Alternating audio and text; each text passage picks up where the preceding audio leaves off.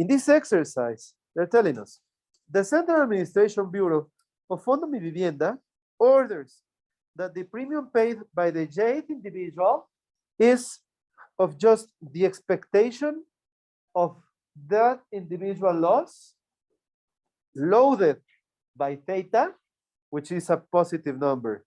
I mean, the number we just computed in the last exercise was premium at the top level of the portfolio. So that means that, for instance, all of you are the 1,800 people that amount to my whole portfolio, all of you. So what I want, I am Fondo Mi Vivienda, right? So what I want is to charge just from all of you 186.32 pesos, dollars, whatever. However, according to this chart right here, not all of you have the same benefit. So the thing here is that Fondo Mi Vivienda wants every person to pay exactly what is fair, so that in total, all those premia add up to 186.32.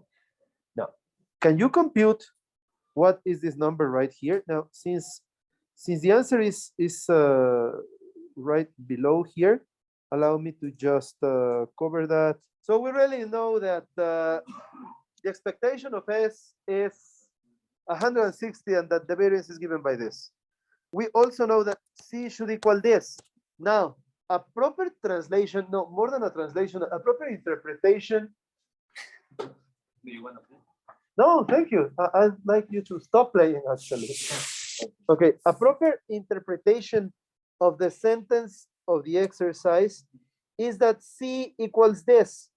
Now, the meaning of that is that you just have to solve for theta. Just have to solve for theta in order to see that theta equals this number right here. So you can obtain the premium for the people in the first group, the premium for the people in the second group, the premium for the people in the third group, and the premium for the people in the fourth group. That's it. So really easy, really simple. Now, the point here is that you can see from this exercise the effect of one of the main concepts in all your academic studies, and that is the concept of risk diversification. So I want you all to see how easy that is. I want you all to see how easy that is. Now, in here, what we're saying is that we are collecting more than the expectation. It is an amount that is larger than the expectation in each group, but we are amounting to a number that is larger than the expectation of the whole loss of the whole portfolio. But each one is paying something which is fair for everyone.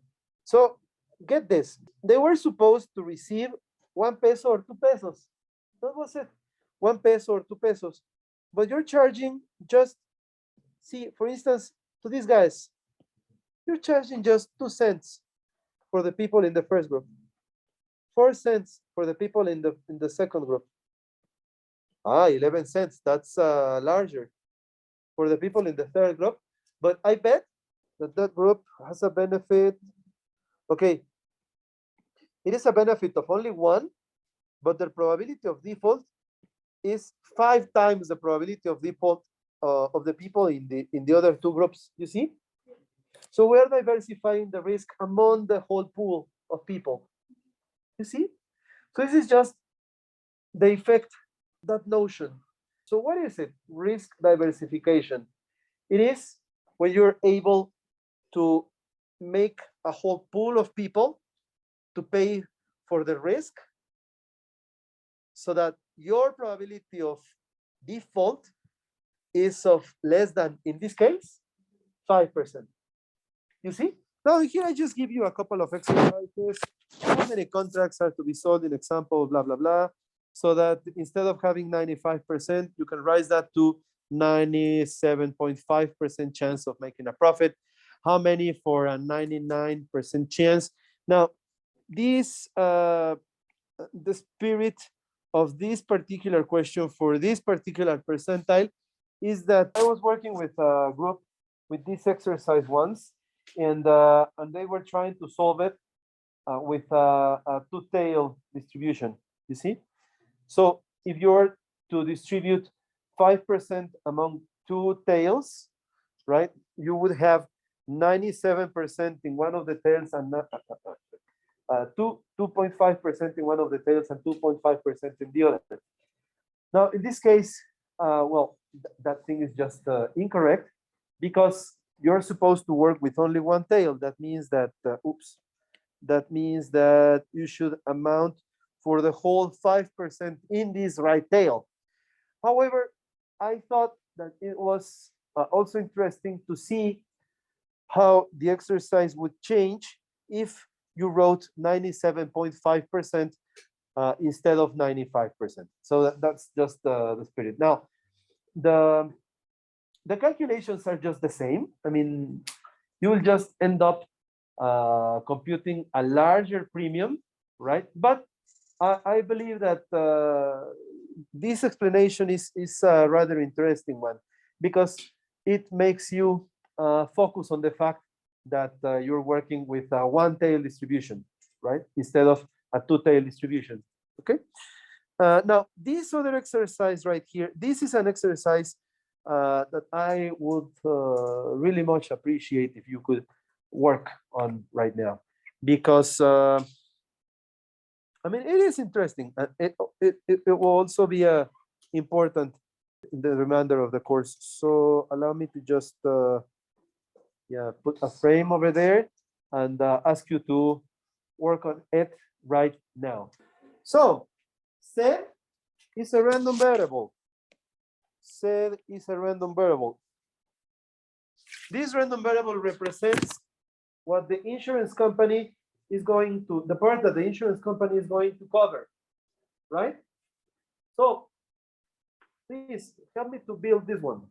How much will the insurance company pay in the case that the claim is of 1 peso, 2 pesos, 3 pesos, 0 all the way up to 10, 0 if y is lower or equal than 10, you see? Now in here, it doesn't matter if we just write lower than 10 without the equal part. It doesn't matter for two reasons. The first reason is that in this case, we're talking about continuous type random variable, so it just doesn't matter, right? And the second reason is that, well, if you just write lower than 10 and then you put greater or equal than 10, you just end up having the same in this part because it will cover what? 80% of y minus 10 if y is greater than 10 and lower than 100. So as you can see, if you just put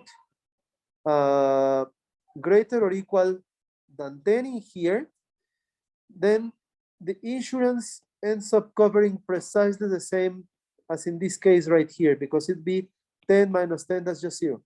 You see? So the payoff function of this insurance is a continuous payoff function. I mean, it is broken because it goes all the way like at 0, and then it starts to grow right here. So in here, there is no discontinuity. There is no point of discontinuity. It is broken, though, but it is not a discontinuity point. So as you can see right here, it was important for you to understand that concept from your courses in calculus.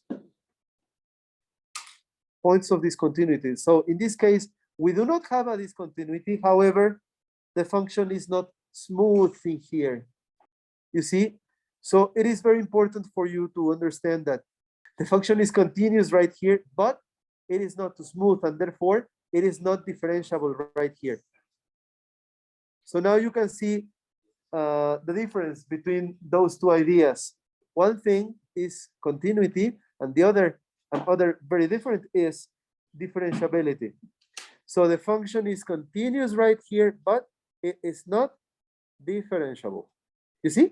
How much will this random variable be in the case that you go all the way above 100? Is it possible for this random variable to be worth more than 100? No. So in this case, we just write 0 if y is greater than 100, because in that case, we just don't care, right? We just don't care. Now we just don't care because there is just no possibility that this random variable is worth more than 100. But allow me to just write the largest value that this random variable could attain. Okay?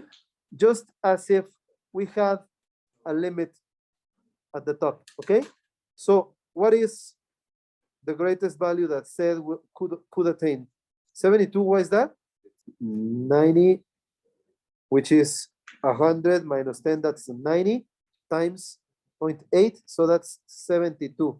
In this case, it just doesn't matter because you'll end up multiplying this 72 or 0 or whatever times a 0. So it doesn't matter, okay? But you should know this from now on, okay? So in here, I'm giving you the proper definition of the random variable Z. Now, the following item in the exercise is for you to compute the expectation of this random variable. So this is a random variable which is defined in steps. So when y is log or equal than 10, Z equals 0. So the expectation of Z in that part is just this thing here times the probability that y is log or equal than 10. The expectation of Z in this step is this thing here times the probability that, oops, but this thing, oh, what is the probability that y is between 10 and 100? Okay, it depends on something else, on the density function. And also, we have another y right here. So we need to wait all these factors from 10 to 100 by another factor of what? Of the density function of y. Now, this is precisely what you used to call the law of the unconscious statistician.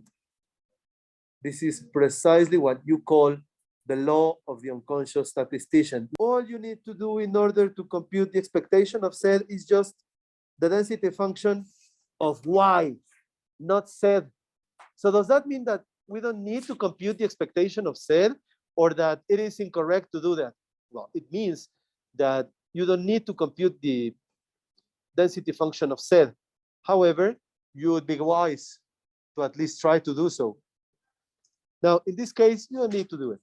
So the integral of this factor weighted by the density function of y, that is precisely the meaning of the law of the unconscious statistician. In Spanish, la ley del estadístico inconsciente. En inglés, the law of the unconscious statistician. What are we supposed to do now? We need to take what? The expectation of Z. So that is the expression you should solve.